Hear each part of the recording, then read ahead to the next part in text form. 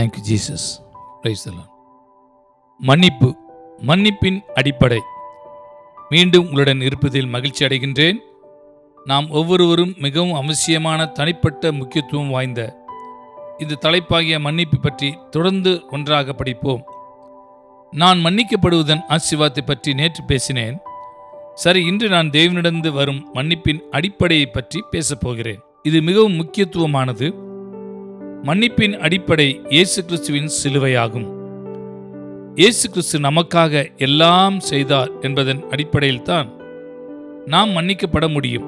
இயேசு கிறிஸ்து பாடுபட்டு சிலுவையில் மரிப்பதற்கு 7 நூற்றாண்டுகளுக்கு முன்பு அவர் என்ன செய்ய வேண்டும், ஏன் அதை செய்ய வேண்டும் என்று தீர்க்கதரிசன முன்னோட்டத்தை ஏசாயா தீர்க்கதரிசி நமக்கு கொடுத்தார். அது ஏசாயா 53ஆம் அதிகாரத்தில் காணப்படுகிறது. இயேசு கிறிஸ்துவின் பெயரால் குறிப்பிடப்படவில்லை என்றாலும் புதிய ஏற்பாட்டின் அனைத்து எழுத்தாளர்களும் சுவிசேஷர்களும் ஒரே மாதிரியாக இயேசு கிறிஸ்துவை குறித்தே பேசுகிறார்கள்.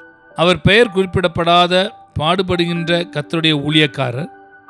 ஏசாயா 53ஆம் வசனத்திலே 4-5 வசனத்தில் மற்றும் 6ஆம் வசனத்தில் ஏசாயா நம்முடைய கர்த்தராகிய இயேசு கிறிஸ்துவின் பாவ நிவாரண மரணத்தை இப்படித்தான் சித்தரிக்கிறார். அவர் இவ்வாறாக கூறுகிறார், மெய்யாகவே அவர் நம்முடைய பாடுகளை ஏற்றுக்கொண்டு நம்முடைய துக்கங்களை சுமந்தார்.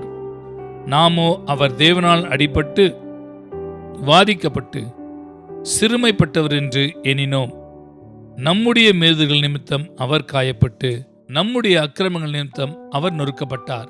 நமக்கு சமாதானத்தை உண்டு பண்ணும் ஆக்கினை அவர் மேல் வந்தது. அவருடைய தழும்புகளால் குணமாகிறோம். நாம் எல்லாரும் ஆடுகளைப் போல் வழி தப்பி திரிந்து அவனவன் தன் வழியிலே போனோம். கர்த்தரோ நாம் எல்லாருடைய அக்கிரமத்தையும் அவர் மேல், அதாவது இயேசு கிறிஸ்து மேல் விழப்பண்ணினார். அதுதான் தேவனிடமிருந்து வரும் மன்னிப்பின் அடிப்படையாகும். தேவனுடைய நீதியை சமரசம் செய்யாத மன்னிப்பு நம்முடைய அக்கிரமத்தையும் கலகத்தையும் நம்முடைய எல்லா குற்றங்களையும் இயேசு கிறிஸ்து ஏற்றுக்கொண்டதா தேவனுடைய நீதி முழுமையுமாக மற்றும் இறுதியாக திருப்தி அடைந்தது. மீண்டும் இதை கவனியுங்கள். ரோமர் 3ஆம் அதிகாரம் 23ஆம் வசனத்திலே பவுல் வலியுறுத்துவதைப் போல மன்னிக்கப்படுவதன் அவசியத்திலிருந்து எவரும் தவிர்க்கப்படவில்லை என்று ஏசாயாவும் வலியுறுத்துகிறார். நாம் எல்லாரும் ஆடுகளைப் போல வழி தப்பி திரிந்து அவனவன் தன் வழியிலே போனோம். மீண்டும் இது நாம் செய்த சில பயங்கரமான குற்றத்தைப் போல அல்ல. நாம் அனைவரும் கொலை செய்தோம், குடித்தோம் அல்லது இது போன்ற எதையோ செய்தோம் என்று கூறவில்லை. அது சொல்வது என்னவென்றால், நாம் வழி தப்பி தெரிந்தோம், அவனவன் தன் வழியிலே போனோம். நாம் கலகம் செய்தோம், நாம் சுய நிறைவு உடையவர்களாக இருந்தோம், நாம் நம்முடைய சொந்த தரத்தில் வாழ்ந்தோம், நாம் தேவனுடைய மகிமையை பறித்து விட்டோம். இவை அனைத்தும் வேதத்தில் ஒரு வார்த்தையான அக்கிரமம் என்ற வார்த்தையிலே சுருக்கமாக சொல்லப்பட்டிருக்கிறது. ஆனால் கர்த்தருக்கு ஸ்தோத்திரம், நம்முடைய எல்லா அக்கிரமத்தையும் சர்வ வல்லமையுள்ள தேவன் இயேசு கிறிஸ்து மேல் சுமத்தினார். அவர் மேல் விழப்பண்ணினார் என்ற வார்த்தை எபிரேய மொழியில் மிக தெளிவாக இருக்கிறது. அவர் மேல் ஒன்றாக சந்திக்க செய்தது என்ற அர்த்தத்தில் இது இருக்கிறது. எல்லா பாவங்களும் எல்லா குற்றங்களும் அனைத்து இனத்தின் எல்லா வயதினரின் கடந்த காலம், நிகழ்காலம், எதிர்காலம் ஆகியவற்றுள்ள எல்லா பாரங்களும் வந்து ஒரே நபரான கர்த்தராகிய இயேசு கிறிஸ்துவின் மீது அவர் சிலுவையில் தொங்கின போது ஒன்றாக சந்தித்தது. அவர் தனது சொந்த பாவங்களுக்காக மரிக்கவில்லை. ஏசாயா சொல்கிறார், நம்முடைய மீறுதல்கள் நிமித்தம் அவர் காயப்பட்டு நம்முடைய அக்கிரமங்கள் நிமித்தம் அவர் நொறுக்கப்பட்டார். நமக்கு சமாதானத்தை உண்டு பண்ணும் ஆக்கினை அவர் மேல் வந்தது. அவருடைய தழும்புகளால் குணமாகிறோம். மறுபடியும் பாருங்கள், குணமாக்குதலும் மன்னிப்பும் எவ்வளவு நெருக்கமாக இருக்கிறது. அவைகள் எப்போதும் அப்படியே இருக்கின்றன.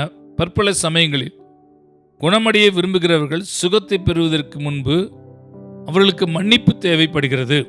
ஏசாயா சொல்கிறார், நமக்கு சமாதானத்தை உண்டு பண்ணும் ஆக்கினை, அதாவது மன்னிப்பின் விளைவு சமாதானம் என்பதை மீண்டும் பார்க்கலாம்.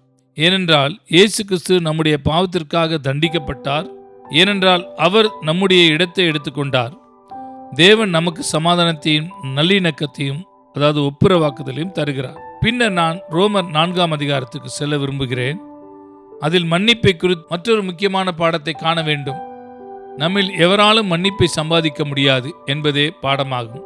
இஸ்ரவேலில் இருக்கும் யூத மக்களின் முற்பிதாவாகிய ஆபிரகாமுடைய அனுபவத்தின் அடிப்படையில் பவுல் தனது போதனைகளை கொடுத்தார்.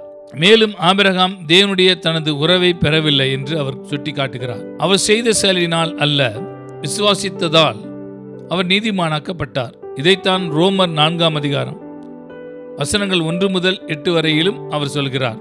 அப்படியானால் நம்முடைய தகப்பனாகிய ஆபிரகாம் மாம்சத்தின்படி என்னத்தை கண்டடைந்தான் என்று சொல்லுவோம்? ஆபிரகாம் கிரியைகளினாலே நீதிமானாக்கப்பட்டானாகில் மேன்மை பாராட்ட அவனுக்கு ஏது உண்டு? ஆகிலும் தேவனுக்கு முன்பாக மேன்மை பாராட்ட எதுவும் இல்லை. வேத வாக்கியம் என்ன சொல்கிறது? ஆபிரகாம் தேவனை விசுவாசித்தான், அது அவனுக்கு நீதியாக எண்ணப்பட்டது என்று சொல்கிறது. கிரியை செய்கிறவனுக்கு வருகிற கூலி கிருபை என்று எண்ணப்படாமல் கடன் என்று எண்ணப்படும். ஒருவன் கிரியை செய்யாமல் பாவியை நீதிமானாக்கிறவனிடத்தில் விசுவாசம் வைக்கிறவனாயிருந்தால் அவனுடைய விசுவாசமே அவனுக்கு நீதியாக எண்ணப்படும். அந்தபடி கிரியைகள் இல்லாமல் தேவனாலே நீதிமானாக்கப்படுகிற என்ற மனுஷனுடைய பாக்கியத்தை காண்பிக்கும் பொருட்டு எவர்களுடைய அக்கிரமங்கள் மன்னிக்கப்பட்டதோ, எவர்களுடைய பாவங்கள் மூடப்பட்டதோ அவர்கள் பாக்கியவான்கள். எவனுடைய பாவத்தை கர்த்தர் எண்ணாதிருக்கிறாரோ அவன் பாக்கியவான் என்று தாவீது சொல்லியிருக்கிறான். எனவே பவுல் சொல்கிறார், நாம் நன்றாக வாழ்க்கையை நடத்தியிருந்தால் நாம் நீதியின் பலனை கூலியாக பெற்றிருப்போம். ஆனால் நம்மில் யாவரும் சரியான நல்ல வாழ்க்கையை நடத்தாததால் அதை நாம் கூலியாக பெற முடியாது என்றார். தேவனுடைய கிருபையால் நாம் அதை ஈவாக பெற வேண்டும். நேற்று நாம் பார்த்த சங்கீதம் 32 இருந்து பவுல் இந்த வார்த்தைகளை மேற்கோள் காட்டுகிறார். கிரியைகளுக்கு அப்பாற்பட்ட விதத்தில் தேவன் நீதியை வழங்குகிற மனிதனுடைய ஆசீர்வாதத்தை பற்றி தாவீது பேசும்போது அதையே சொல்கிறார். அதாவது நாம் அதை சம்பாதிக்க முடியாது, அதை பெற நாம் எதுவும் செய்யவும் முடியாது. எவனுடைய மீறுதல் மன்னிக்கப்பட்டதோ, எவனுடைய பாவம் மூடப்பட்டதோ அவன் பாக்கியவான். எவனுடைய அக்கிரமத்தை கர்த்தர் எண்ணாதிருக்கிறாரோ அவன் பாக்கியவான். ஆசீர்வதிக்கப்பட்ட வார்த்தைகள், நம்முடைய பாவங்கள் நமக்கு எதிராக ஒருபோதும் எண்ணப்படுவதில்லை. ஆபிரகாம் இந்த ஆசீர்வாதத்தை எவ்வாறு பெற்றுக்கொண்டான் என்பதை பற்றி அவர் பேசுகிறார். மேலும் ரோமர் 4 அதிகாரம் வசனம் 20-21 இவ்வாறாக தொடர்ந்து சொல்கிறார், தேவனுடைய வாக்குத்தத்தத்தை குறித்து அவன் அவிசுவாசமாய் சந்தேகப்படாமல் தேவன் வாக்குத்தத்தம் பண்ணினதை நிறைவேற்ற வல்லவராய் இருக்கிறார் என்று முழு நிச்சயமாய் நம்பி தேவனை மகிமைப்படுத்தி விசுவாசத்தில் வல்லவனானான். எனவே இந்த மன்னிப்பை பெறுவதன் சாராம்சம் என்னவென்றால், தேவன் வாக்குத்தத்தம் பண்ணினதை நிறைவேற்றுவார் என்று அசைக்க முடியாத விசுவாசத்தை கொண்டிருந்ததால் தான். மேலும் பவுல் தொடர்ந்து சொல்கிறார் 22-25 வரைக்கும், ஆகையால் அது அவனுக்கு நீதியாக எண்ணப்பட்டது. அது அவனுக்கு நீதியாக எண்ணப்பட்டது என்பது அவனுக்காக மாத்திரமல்ல, நமக்காகவும் எழுதப்பட்டிருக்கிறது. நம்முடைய கர்த்தராகிய இயேசு கிறிஸ்துவை மரித்தெழுந்து எழுப்பினவரை விசுவாசிக்கிற நமக்கும் அப்படியே எண்ணப்படும். அவர் நம்முடைய பாவங்களுக்காக ஒப்பு கொடுக்கப்பட்டும் நாம் நீதிமான்களாக்கப்படுவதற்காக எழுப்பப்பட்டும் இருக்கிறார். சிலுவையின் இந்த 2 அம்சங்களை நாம் நம்ப வேண்டும். இயேசு கிறிஸ்து நம்முடைய பாவங்களுக்கான தண்டனையாக மரித்தார் மற்றும் நாம் நீதிமான்களாக்கப்படுவதற்காக உயிரோடு கூட எழுந்தார். நியாயப்படுத்தப்படுதல் என்பது ஒரு வகையான தொழில்நுட்பமான இறையியல் வார்த்தையாகும். நம் விசுவாசத்தின் மூலமாகவும் நம் சார்பாகவும் இயேசு கிறிஸ்து மரித்த மரணத்தின் மூலமாகவும் நாம் நியாயந்தீர்க்கப்பட்டோம், நீதிமான்களாக்கப்பட்டோம். நியாயப்படுத்துதல் என்பதற்கு நாம் எப்போதும் கொடுக்கும் விளக்கத்தை கொடுக்க விரும்புகிறேன். நியாயப்படுத்துதல் என்பது நான் ஒருபோதும் பாவம் செய்யாதது போல இருக்கிறேன், ஏனென்றால் என்னுடைய எல்லா பாவங்களும் மன்னிக்கப்பட்ட போது இயேசு கிறிஸ்துவின் நீதியோடு நான் நீதிமானாக எண்ணப்படுகிறேன். இன்றைய எனது பேச்சில் பிற்பகுதியில் தேவனுடைய முழுமையான மன்னிப்பை பற்றி பேச விரும்புகிறேன். தேவன் பகுதியான மன்னிப்பை மட்டும் கொடுக்க மாட்டார், அவர் முற்றிலும் மன்னிக்கிறார். இது மீகா தீர்க்கதரிசன புஸ்தகத்தில் ஒரு வசனத்தில் மிக அழகாக கூறப்பட்டுள்ளது. மீகா 7 அதிகாரம் வசனங்கள் 18 மற்றும் 19 நமது சுதந்திரத்தில் மீதியானவருடைய அக்கிரமத்தை பொறுத்து மீறுதலை மன்னிக்கிற தேவரிற்கு ஒப்பான தேவன் யார்? அவர் கிருபை செய்ய விரும்புகிறபடியால் அவர் என்றென்றைக்கும் கோபம் வையார். வேதத்தில் சொல்லப்பட்ட தேவனுடைய மிகவும் தனித்துவமான அம்சங்களில் இதுவும் ஒன்றாகும். அவர் இரக்கம் காட்ட விரும்புகிறார், அவர் நியாய தீர்ப்பை வழங்க தயங்குகிறார், அவர் இரக்கத்தை காட்ட வேண்டும் என்று விரும்புகிறார். எனவே மீகா அடுத்த வசனத்தில் தொடர்ந்து சொல்கிறார், அவர் திரும்ப நம்மேல் இறங்குவார், நம்முடைய அக்கிரமங்களை அடக்கி நம்முடைய பாவங்களையெல்லாம் சமுத்திரத்தின் ஆழங்களில் போட்டுவிட்டார். அது எவ்வளவு அழகானதாக இருக்கிறது அல்லவா? நாம் செய்த தவறுகள் அனைத்தையும், நம்மை குற்றவாளியாக உணர வைக்கக்கூடிய அனைத்தையும், எதிராளி நமக்கு விரோதமாக கொண்டு வரக்கூடிய ஒவ்வொரு குற்றச்சாட்டையும் தேவன் காலடியின் கீழ் மிதித்து கடலின் ஆழத்தில் வீசுகிறார். மிக ஆழமான கடலில் யாரோ ஒருவர் இப்படியாக குறிப்பிட்டார், தேவன் உங்கள் பாவங்களை கடலில் போடும்போது அவர் கடற்கரையில் மீன்பிடிக்க வேண்டாம் என்ற ஒரு அறிவிப்பை வைக்கிறார்.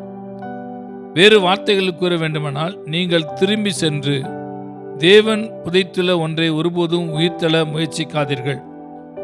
தேவன் உங்களை மன்னித்து விட்டால் நீங்கள் மன்னிக்கப்பட்டீர்கள் என்று சந்தேகமில்லை. எந்த மறைவும் இல்லை, ஒரு முழுமையமான மன்னிப்பு. எனவே ஏசாயா 43 அதிகாரம் வசனம் 25 மற்றொரு அழகான வசனம் இருக்கிறது. தேவன் தம்முடைய மக்களிடத்தில் பேசுகிறார். அவர் சொல்லுகிறார், நானே உன் மீறுதல்களை என் நிமித்தமாகவே குலைத்து போடுகிறேன், உன் பாவங்களை நினையாமலும் இருப்பேன். தேவன் நம்மை மன்னிக்கிறது போது அவர் பதிவுகளை குலைத்து போடுகிறார். அது மிகவும் சுத்தமாக இருக்கிறது. மன்னிக்கப்பட்ட அந்த காரியம் ஒருபோதும் நடக்காதது போல இருக்கும். மேலும் அவர் பதிவை குலைத்து போடும்போது மட்டுமல்லாமல் அவர் தனது சொந்த நினைவிலிருந்தே அதை அளிக்கிறார். அவர் இனி நம் பாவங்களை நினைக்க மாட்டேன் என்று சொல்கிறார். இதை முடிப்பதற்கு முன் நான் சொல்ல விரும்புகிறது என்னவென்றால், தேவனுக்கு குறைவான நினைவாற்றல் அல்ல, ஆனால் மறக்கக்கூடிய திறன் இருக்கிறது. மேலும் அவர் மன்னிக்கும் போது அவர் மறந்து விடுகிறார். சரி, இன்றைக்கு நமது நேரம் முடிந்துவிட்டது. ஆனால் நாளை இதே நேரத்தில் மீண்டும் உங்களுடன் வருவேன். நாளை 2 திசைகளில் இருக்கும் ஒப்புரவாக்குதலை பற்றி பேசுவேன். ஆமேன்.